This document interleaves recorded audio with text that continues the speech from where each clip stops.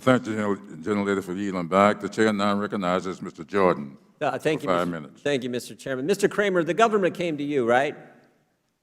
The Obama-Biden government came to you and said, in the event there's a pandemic, we need to be ready. You're one of the places we think can be ready. So they initially came to you. Is that accurate? Yes, that's accurate. And they came to you because you're one of a handful of companies who could do this kind of work, right? I think you said in your opening testimony there are like 2 or 3 of you in the whole country. Is that right? That's correct, Congressman Jordan. And importantly, we've been doing work in the public health threat area for now decades. Yeah. Quite frankly. Yeah, I mean, Mr. Kramer, the government wasn't just like, they just didn't pick you out of a hat and say, oh, you're one of the 3 companies and there's only 3. They came to you because you got a proven track record. It's my understanding, and Mr. Green served our country in the military. He said he's got all kinds of vaccines that you helped manufacture in his arm. You helped with the anthrax vaccine, the smallpox vaccine. I think you've worked on the Zika virus. You've worked with on the Narcan treatment that so many communities around our country have had to have with this opioid crisis. So you've worked on all those issues. Is that accurate? Yes, it is accurate. Thank you. And when government came to you this time, they asked you to do something unique.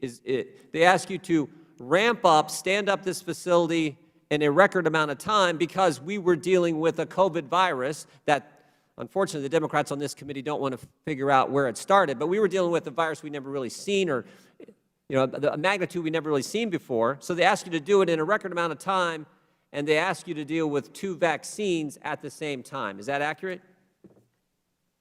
Yes, it is. You never, all the other work, you'd only dealt with 1 at a time in your facility, one vaccine or one issue you were working on, not Johnson & Johnson and AstraZeneca, not AstraVinegar as the chairwoman from the Financial Services Committee, but Johnson & Johnson and AstraZeneca. Is that right? That's correct, Congressman Jordan. And then you had a cross-contamination that you guys found because of the fact that you had 2 vaccines you were working on at the same time. Is that right? That's correct. That's correct.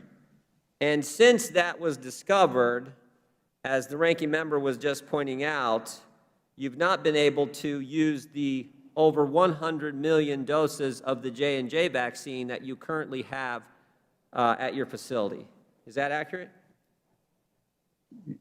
It is, Congressman. Those doses are actively under review by the FDA as we meet today. Have you, has your company or J&J raised any concerns? Is there anything that tells you those vaccines aren't good vaccines?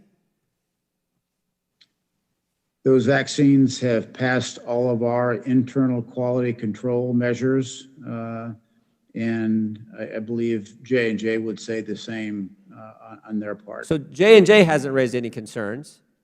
You think they're fine vaccines, but they're not being used. That is correct. And instead, the Biden administration is thinking about giving over the intellectual property to foreign countries. And as we know, we got some heads of state around the world who are saying that's a crazy idea. But they're thinking about doing that instead of using the 120 million doses that everyone believes are just fine. That's the situation right now. Is that right? I think that's an accurate description, yes. So giving IP to China, the very country where the virus started, that's what the Biden administration is looking at doing. Instead of using 120 million doses that Johnson & Johnson and both you all think are just fine. Finally, I just have a few seconds left. The previous member basically accused you of committing a crime, saying you engaged in insider trading. It's my understanding from public reports and that the stock purchases that you exercised were determined long before there were any concerns about anything at your facility, and those were unscheduled to happen regardless of any decisions that may or may not have been made. Is that accurate? It is accurate, Congressman Jordan, and thanks for the opportunity to clarify. All of my stock sales were made pursuant to a plan that was approved by the company and importantly was put in place during a quiet period that was also approved by the company. And most importantly, once that plan was filed, and it was a 10b5-1 plan, my participation was completely removed from the execution of those trades. Mr. Chairman, I would just, thank you, Mr. Kramer. Mr. Chairman, I would just add, just real quickly, why won't this committee have a hearing on this IP issue, which is of paramount importance? And just as importantly, why won't this committee, the only select committee in the United States Congress, have a hearing on the origins of the very virus that caused all this chaos over the last year, not only in America, but around the world?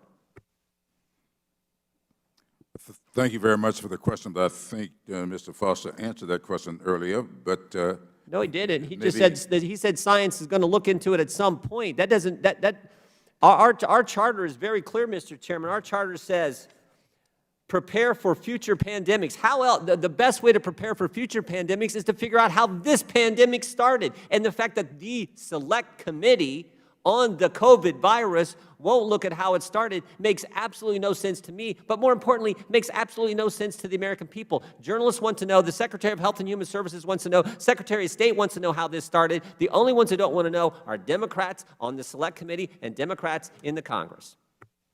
well, thank you very much. You want to know where we've been. I'd like to spend some time on where we're going. And with that, I will yield 5 minutes to Mr. Maloney.